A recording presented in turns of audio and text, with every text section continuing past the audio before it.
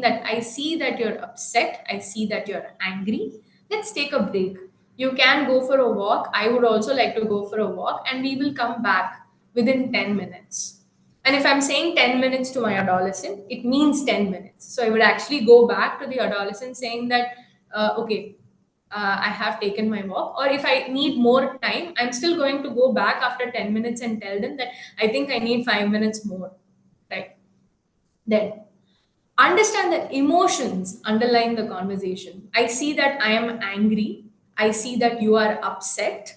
So, this is me acknowledging emotions in the conversation. And more often than not, we find that adolescents will not even know that they are upset, or they seem angry, or they are disappointed, or feel guilty or shame, or any of those emotions, because emotion center is active, so they feel them, but thinking center is not really active, so they may not know to label those emotions. So when we take a pause and label it for them, you seem upset, you seem angry, it is a revelation for your adolescent. Then we regulate our emotions and we model regulation for the adolescent. Then, if we feel that there needs to be certain boundaries that need to be drawn, we are loving, we respect them because they are emerging adults. However, we are also firm with our boundaries. So we know that we stop here. Like, for example, if I'm a mother who's worked all day and I'm asking the adolescent that, hey, can you please make your bed? I am not going to make the bed for them after this conversation, after regulating my emotions. No, my boundaries are still set. I am tired. I am physically giving out. So that means that, hey, can you please do your part by making your bed? So I am going to be loving. I am going to understand my adolescent, but I know where to stop. This is me. I am tired today, right? So we in communication patterns, there is one end of the spectrum wherein I'm passive, wherein when we talked about parenting styles in the initial part of our workshop, we talked about how sometimes there are permissive parents wherein there is zero control and maximum warmth, right? Wherein I say yes to everything that my child asks. Not really, it's not possible, isn't it? And the other side of the spectrum is aggressive, wherein maximum control and zero warmth, right? I know that these are extremes, but because we're talking about either ends of the spectrum. So aggressive parenting is when I say that I need you to do this. I say and you do it, right? So when I'm being passive, the child says, okay, my needs need to be addressed.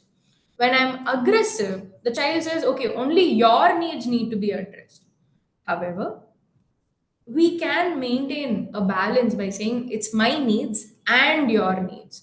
Okay, so if you can't make the bed in right away, it's okay.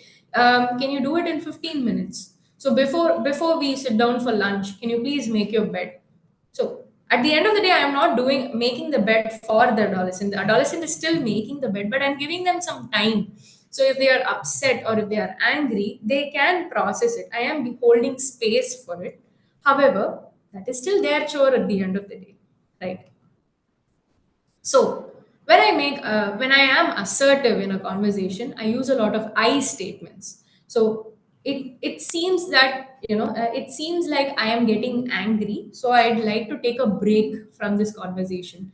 So in this whole interaction, I'm only using the word I a lot. Then I start by describing emotions without blame talk. I'm not judging the adolescent for not making the bed. However, I am going to acknowledge their emotions, saying that you seem a little upset. What's going on? Right.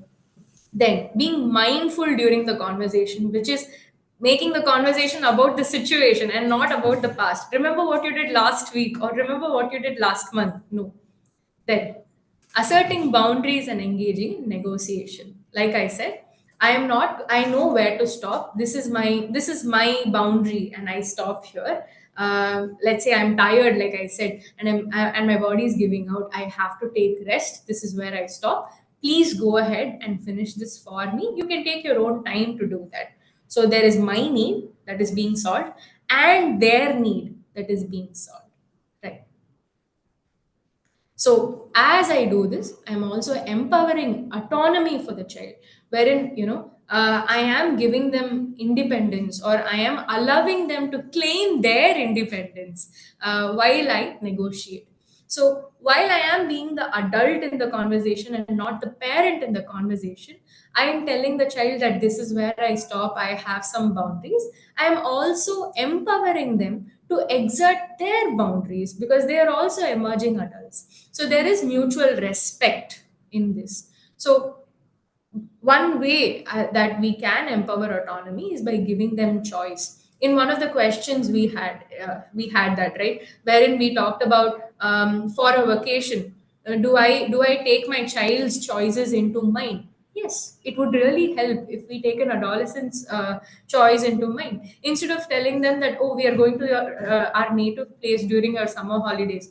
Chances are they are not going to come, isn't it? So giving them choice is going to really, really empower your adolescent. And these are all some ways wherein we can cut through the limbic system and help them access their thinking brain, or the upstairs brain, right? And uh, I am going to hand it over to Dr. Yamni again, because we are heading to our next session, which is about screen time. So over to you, ma'am. Yeah. Um, Thank you. Thank you, Sneha. So, I think one of the most important takeaways from what Sneha said was the validation of emotions. See, this will come only out of practice because we have been consistently, I think, as a culture, we have not been very expressive in our emotions, or we tend to sometimes not intentionally, but trivialize emotions. See, for example, every time we see somebody crying, the first well intentioned statement that would come across is, "Don't cry." Right? Why are you crying? So, here what happens, the validation of the sadness, or the sadness is not happening. So I think we need to reframe the way that we look at emotions, and we should practice to validate emotions. So thank you, Sneha. And now we come to the last part of the session, which will be followed by an interactive session. We are waiting to hear your questions and hopefully answer to the best of our knowledge. So now the pressing or the burning issues, the teens and their screens. So I think this is a common phenomenon happening every single household now, the struggle with the screens. I think we ourselves have struggles. So, uh, yeah. So next, please. So if we, the next, so, if we try to understand our children or our adolescents can be called as digital natives because they are born in an environment, they are born into this world where, into a technology filled life, and they're going to spend the rest of their life in front of screens. So, they are digital natives where many of us would have not been. This kind of technological environment, we have not been born into it, but here our children are born into this digital environment. So why is so much of struggle is because of a very interesting phenomenon called reverse socialization. So basically, if you look at young parents, they actually marvel at the way their toddler uses the swipes the screen. So there are mothers who very proudly, I mean, it's a proud thing for everybody to see how well my toddler can just swipe the screen, skip ads, and this child is not even two. So what is happening? It appears as though these children are digitally intuitive. They've been born with all this digital knowledge. So somewhere, if you look at this discrepancy, where for the first time in parenting, where the child or the adolescent appears to know more about something rather than a parent.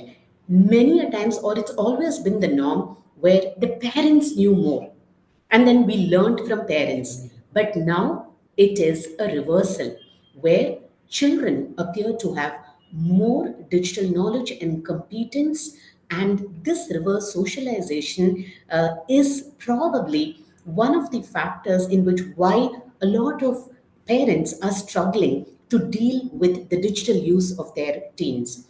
And if we look at the enormity of the problem, one before, please, the one before.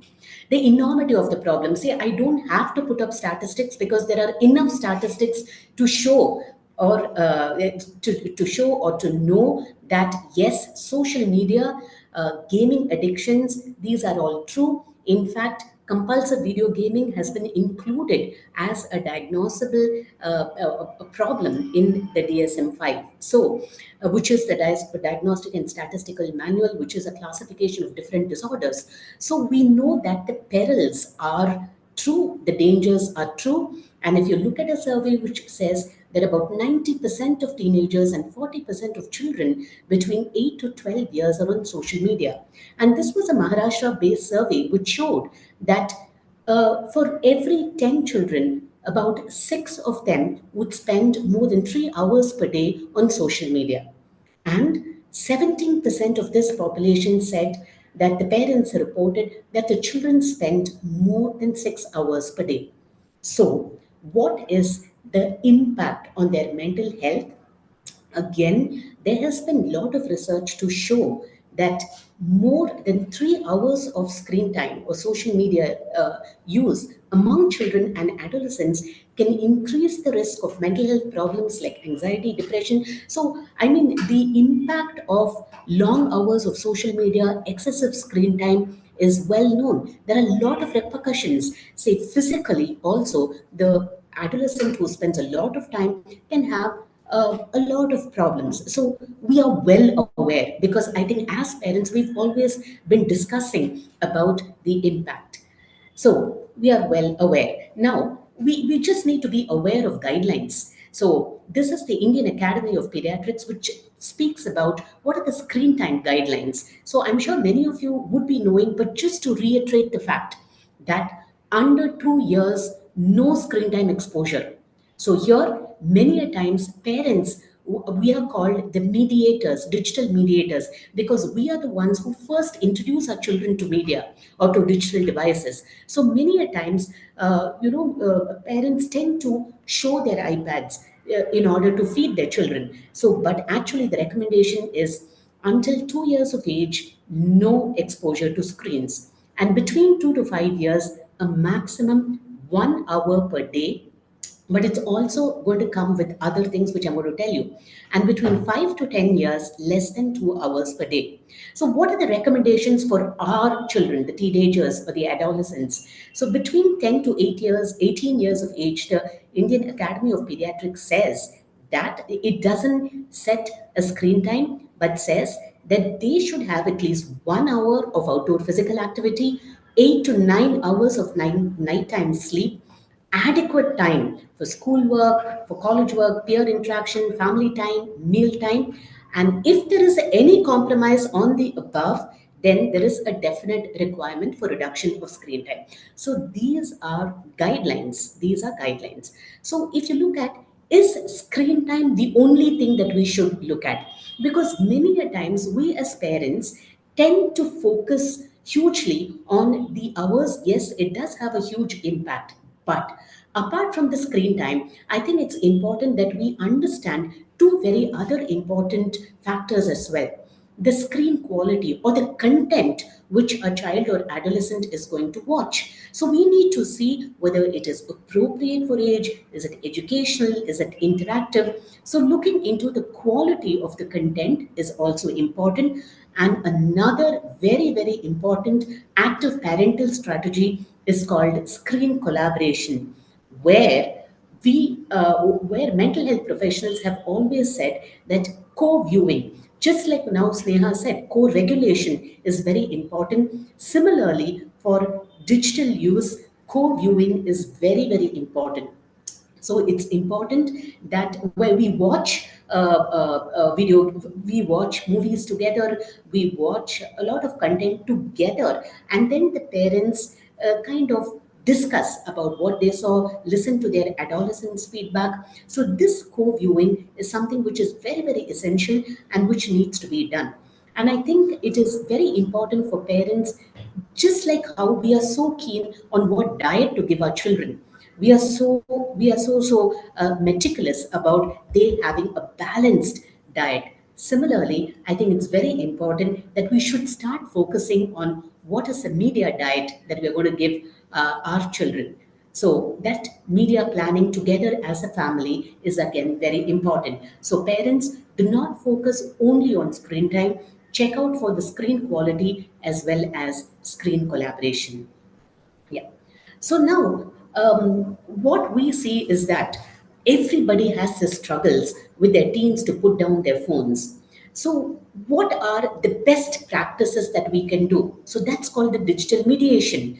Diverse strategies that parents try in order to mediate their children's experience with the media. But before digital mediation, we need to understand that just how I spoke about conscious parenting, this digital parenting is again practices, all the different practices that comprehend, support, and regulate children's activities is digital parenting. Now, this is a skill that we need to develop. A digital parenting skill is extremely important because if we are going to mediate our child's digital experiences, then we need to be equipped ourselves. So, research has shown that high levels of parental self efficacy, where they have adequate knowledge about and skills about using technology, actually help them decipher the best mediation practices. See, many a times I see parents who are themselves high functioning IT professionals telling me that, doctor, whatever password that I put, my child can hack it. So, which just means that we need to equip our digital parenting skills better. So, what is our objective?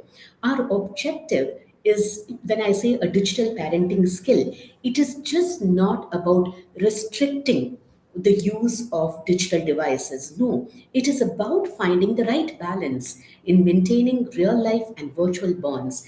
And we as parents have to accept, let's not deny, technology is here to stay. So we need to partner with technology in a progressive, enabling, and independent way. That's what as digital parents we need to equip ourselves with.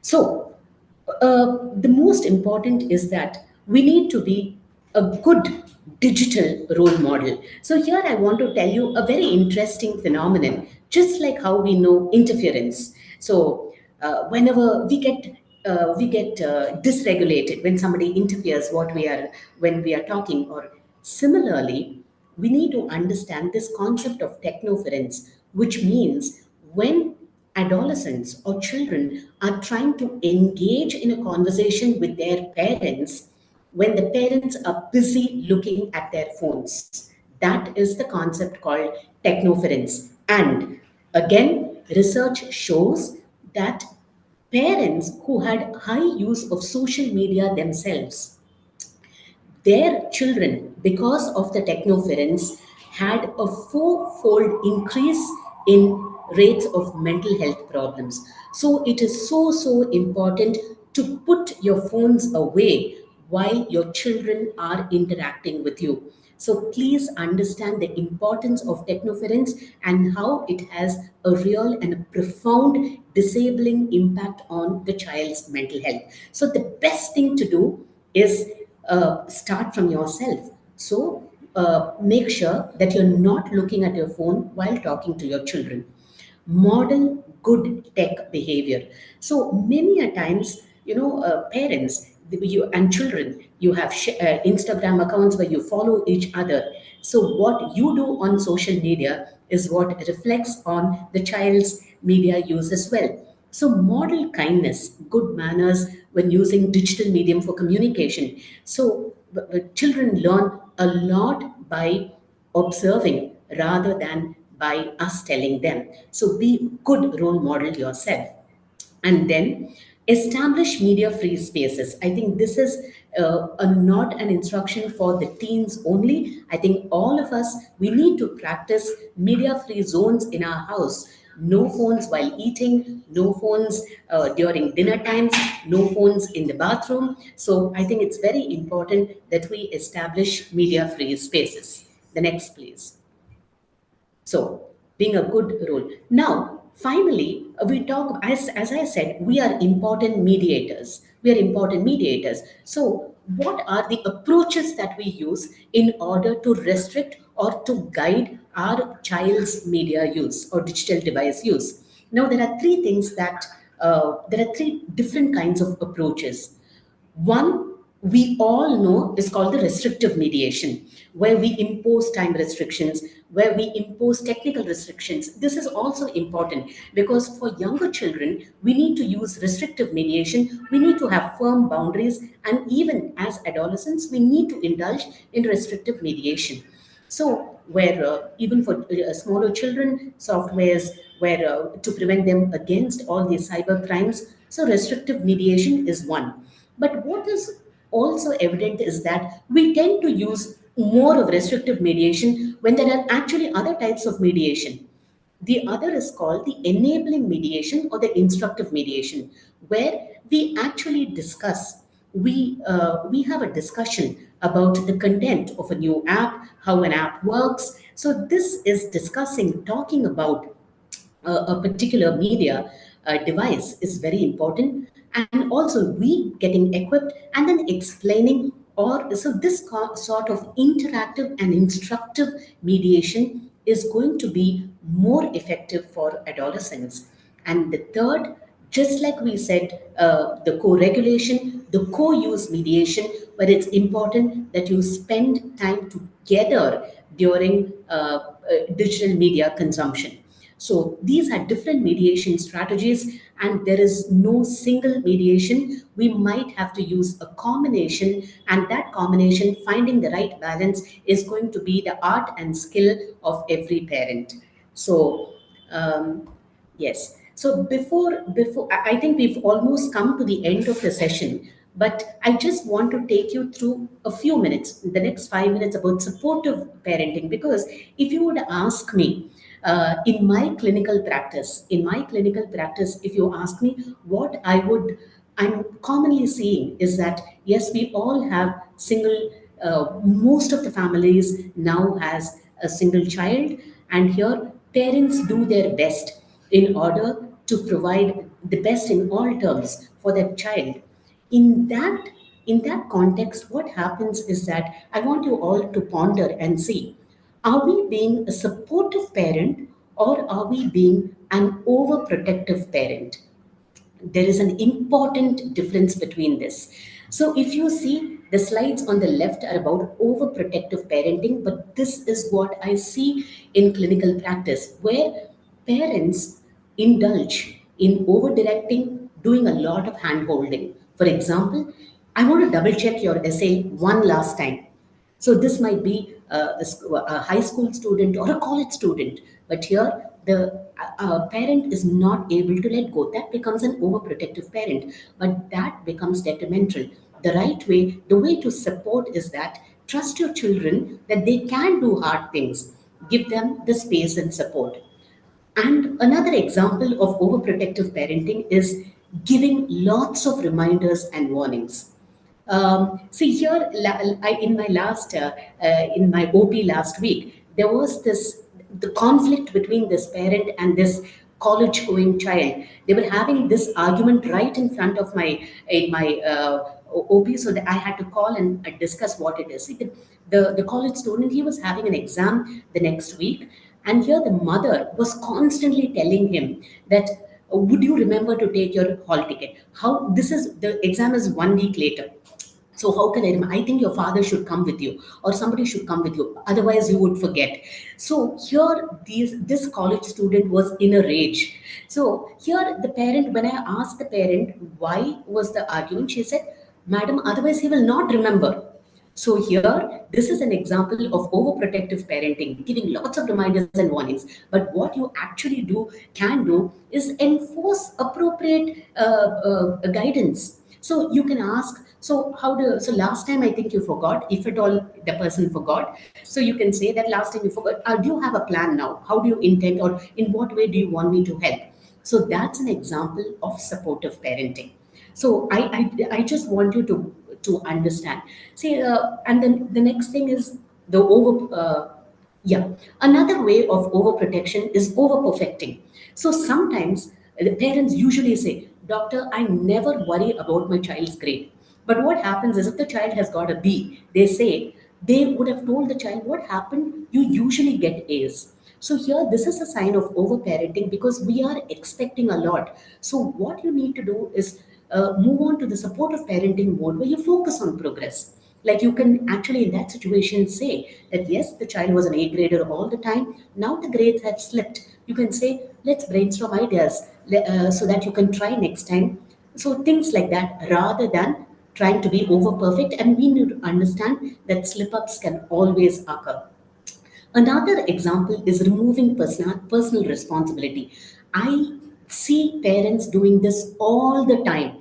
In fact, to the extent that there are parents who continue to feed their college going children.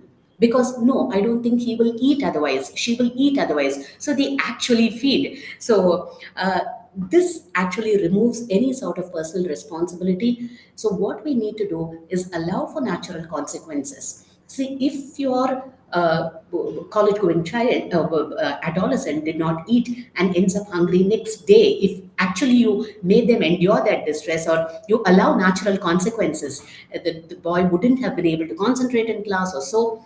Probably they learn from what they did. So, allowing natural consequences is the better way to parent rather than removing their personal responsibility and doing for them. And the final slide for examples is projecting your goals. So, this, in spite of all the awareness, we still tend to do it. Where we have parents who say, try out this sport. I loved it when I was your age. So, here we are projecting our own goals. But rather, I think it's important to help them set their own goals. So, you could always say, I loved tennis when I was young. What sport would you be interested in? And finally, the most important is where we told you that the limbic system or the psychosocial development is all about wanting autonomy, wanting independence. So many a times we crush their independence where because of our own fear that becomes a fear-based parenting. I don't think you should do it. I don't think you can do it.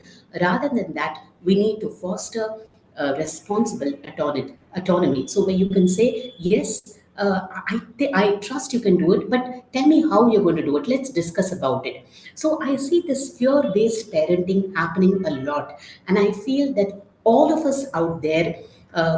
Especially those who have single children, I want you to introspect and see if we are resorting to a default pattern of fear based parenting where immediately there's a no. Rather than that, let's talk about it to see if we can make it work. And many a times we assume the worst. We assume and we also project it. But then it's important to say this failure won't affect your whole life, even if it seems so. Because we have a child who actually told us she's in the eighth standard, so her grades slipped, and she said she told us, in fact, she told Sneha that how am I going to get into college? She named the college and said, how? But we were wondering, aren't you only in the eighth standard? So, which means that this has been a fear based parenting is probably happening there where this would have been repeated. That if you don't do well, probably you won't get into college. So, I think it's important to focus on the process rather than assuming the worst for your own selves and then teach it to the child. And stop watching your child so closely. You need to give them, you need to trust them. And if you give them, if the child knows that you are trusting them, then I'm sure they will take even more responsibility to be well. So this is what we wanted to so this is because one of the most common practices that I've been seeing as a clinician. So we've come to the end of our presentations, but we'll be really happy to listen to what you would have to say. Any questions, your own experiences? And as we said, there is no magic rule, there is no magic book, no magic guidelines. There are wonderful parents out there, wonderful parenting techniques. And so, those parents who are there who've actually deciphered and found out, we would like you to share your experiences as well. So, you can type in your questions in the chat box. We'll be happy to. And this is a poem that, an extremely beautiful poem, which we would want you to read. The extraordinary will take care of itself. Just let's look at the ordinary things and give the best things for our child. So, both me and Sneha will be ready to take questions.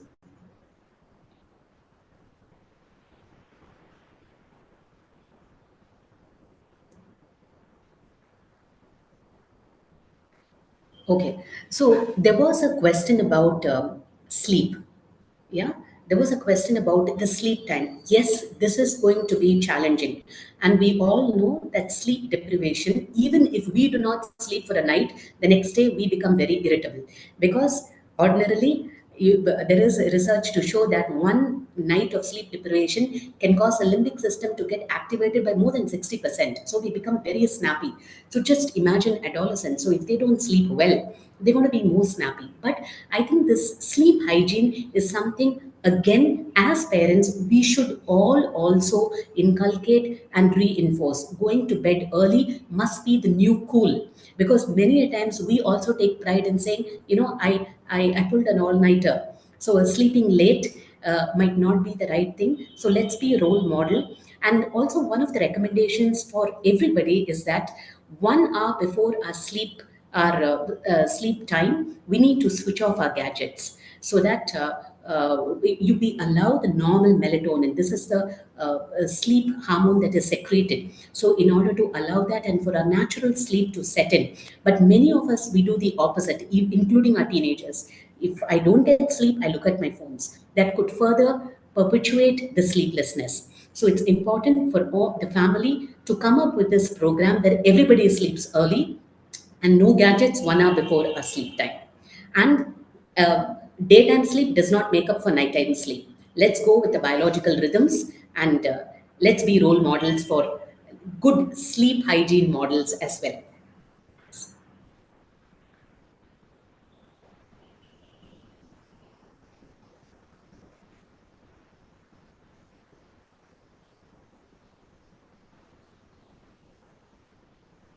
Sneha, if you would want to take up also.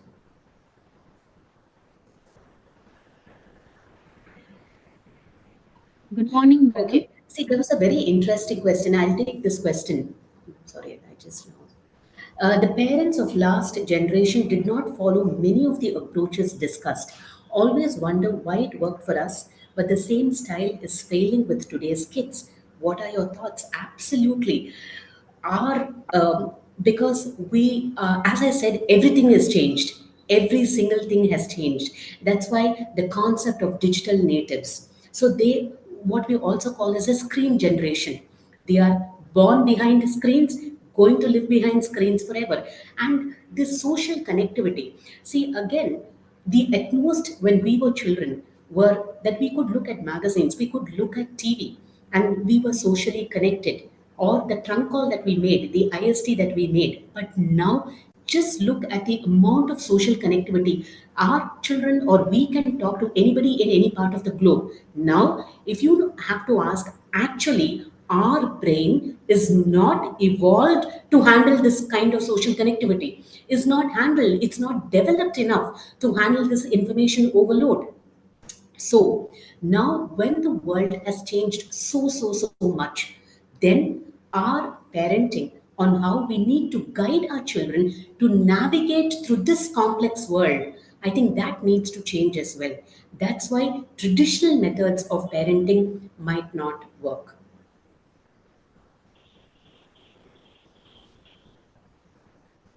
Um,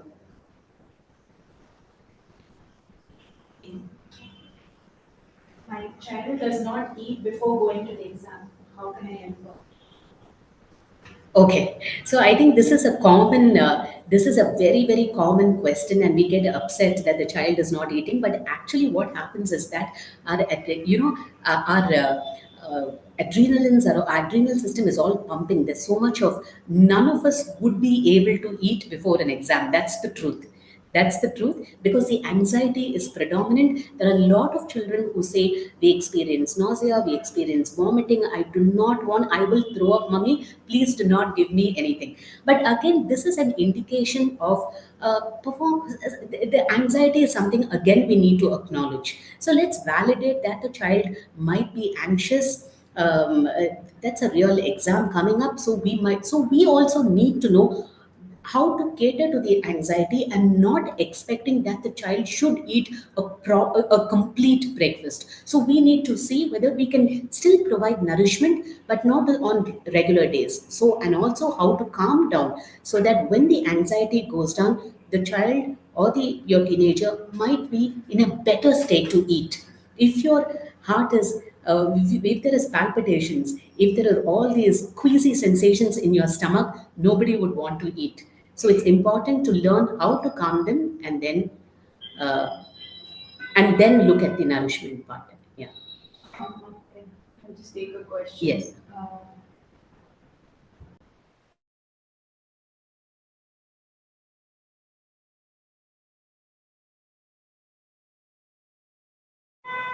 Yeah. There is also a question about as so the question goes like this: as you spoke about the reminders for the child's basic chores, I have to remind multiple times. I try to refrain from reminding, but I'm forced. Can you suggest how to help the child do his chores himself? I think there is a balance between two different things when we talk about this. One thing is moving the responsibility to the child is very, very important. That's very important, and that is something that we talked about when we talked about empowering autonomy, treating them as independent adults. The second thing is, as a parent, more often than not, we feel very anxious. What if the child misses the hall ticket? What if the child just misses? And I think that's where self-regulation for the parent also does come in, right? It is very important to calm our own nervous system down before yes, we are very loving parents, we want the best for our children, but when it comes to transferring some responsibility as a parent, that can be a very anxious experience for us. So it's very important for us to also practice some self-regulatory practices for that.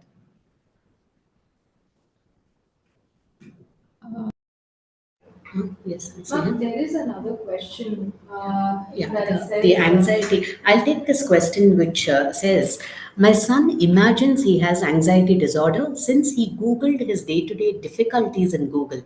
It is difficult to take him out of this thinking. Okay. So, this is exactly where we need to apply what has been taught in the workshop. So, here there is a parent who says that my son imagines he has anxiety disorder, right? It could be an imagination, but what is imperative is to look at it in a different way. So the adolescent has actually Googled his day-to-day problems. So we need to acknowledge that there are problems. There are problems. See, that is the acknowledgement that we need to do for ourselves first. So here again, let me tell you, today's generation, they are very receptive for help. Very, very receptive. It's just that we need to give them the right kind of help. So here, if the child is trying to help himself, rather than telling him, you do not have anything, stop Googling, stop thinking you have all these problems. Rather than that, you can encourage the child to talk to you.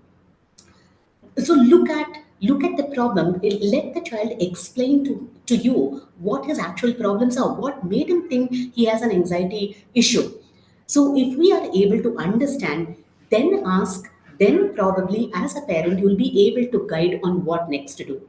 But what I would say, don't do a default no. Like, you do not have a problem, do not say that. Let's validate there is an actual suffering which is evident. And even if the boy consistently, even being in a sick role itself is an indication that there is wanting to be in the sick role is an indication that there is something happening in the mind. So it's this parent, I would encourage you to, rather than telling the child, you can ask him what his problems are, what made him want to seek out for help, and then discuss and leave the platform open for discussion and actually do that. Actually do that. Yes.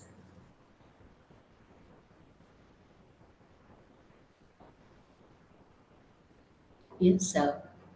Um, Now, there is also a very interesting question. So there is a question on how can I make my boy explore new things. That's excellent. He is learning music and he won't sing in front of us. That's the beautiful psychosocial development and the limbic system development and all that in that two sentences the parent has said. Because here, yes, his synapses are growing, the brain is connecting, so he's learning a lot of things. But will he come and sing in front of all the family members? No. That is when he's not a child.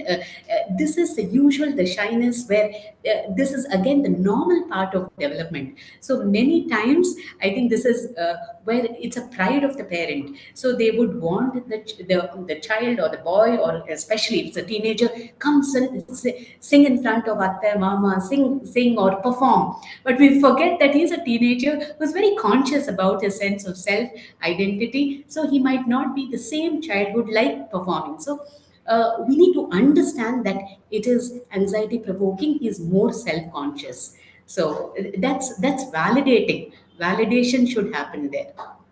And yes, so he is good at drawing and he's good at, so here the child does have a lot of potential. So I think here we need to guide him through that.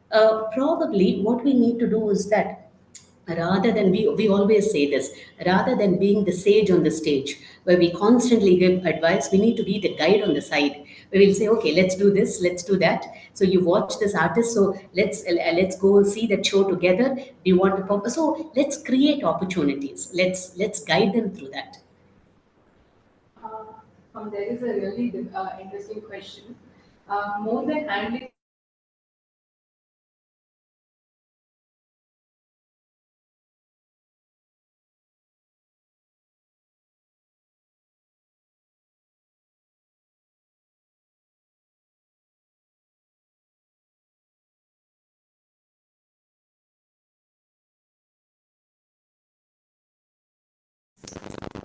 Uh, so I do see this question regarding a lot of conflicts between teenagers and grandparents.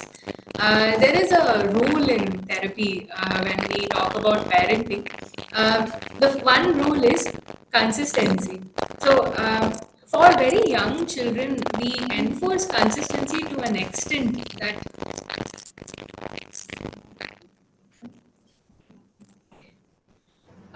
we we we enforce enforce consistency consistency to to a a level level where wherein we we ask ask all all the the family family members members to to even even call call the the infant infant by by one one name. name.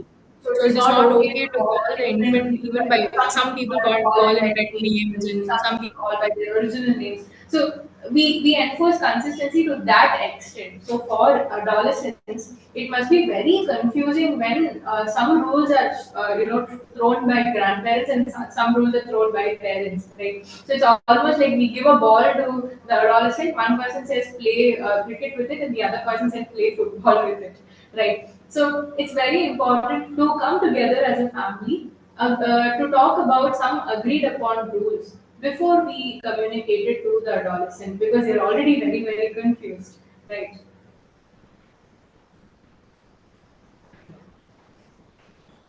There's one on at what age can we start discussing career counseling and help them choose their interest? Yeah. So, yes, these discussions, as I said, adolescence is the perfect time. Is the perfect time. See, many a times we see that, the discussion, active discussions, rather than that, there is an imposition of goals. We all know that what we wanted to do, we would like our child to do. So, as you said, let them explore. See, we give them the platter, let them explore life. as parents, I think we need to create that opportunities. If we restrict our opportunities, and if the children are seeing only doctors and engineers or YouTubers, there was at one point of time, there was a child, when we asked him what he would want to do, he said I would want to be a delivery person, because very impressed with that. So it is just that they make choices on what they would say. It's not that it's a bad or a good thing, but I'm just telling you the exposure. Then we have children who come from families of doctors who say, yes, I want to be a doctor. But we need to understand, are we giving them a huge platter of experiences? And as parents, it's important to create that opportunity, allow them to explore, guide them, be that guide where you show them the whole platter, right? And then they make choices. Then they make choices. I think that's the best way, rather than doing it as a single sitting and said, okay, now I think we need to go and try to find out where your aptitude stands. No, I think it is a journey. Take them through life, and they will make the best choices for themselves. Next is how to convey my son on how to behave to girls of the same class since they are in their teens. Or do we need to do that really? Well, I think that's an extremely a good question. And yes, so teaching young boys about these, in order to how to behave to girls of the same class. See, I think that should start even before.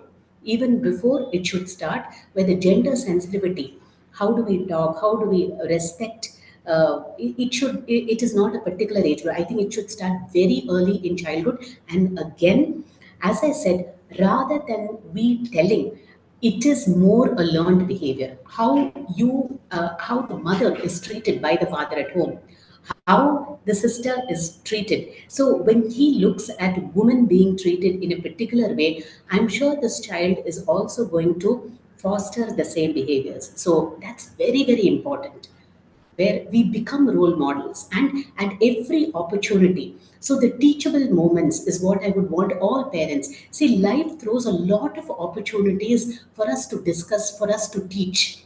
It's not only when we have a problem. See, when you are watching news on the TV, when there is something about a particular incident, now a gruesome incident, I think that's a teachable moment, where you talk to your child, your adolescent or a teenager, what he thinks about it. So that's when you can initiate conversations on substance use. So here, parents make use of these teachable moments. So let's not wait for a problem to erupt. Let's make use of every single opportunity that comes up in order to discuss these important issues. Yeah. One last question now. The parents of last generation did not follow many of the I think approaches. we discussed that. We discussed that. Then Yeah. Anything else? So I know there have been there are Doctor, the movie question, which is the movie question. Can you repost it? We'll quickly take that question and end the session. So, is it about the age appropriate?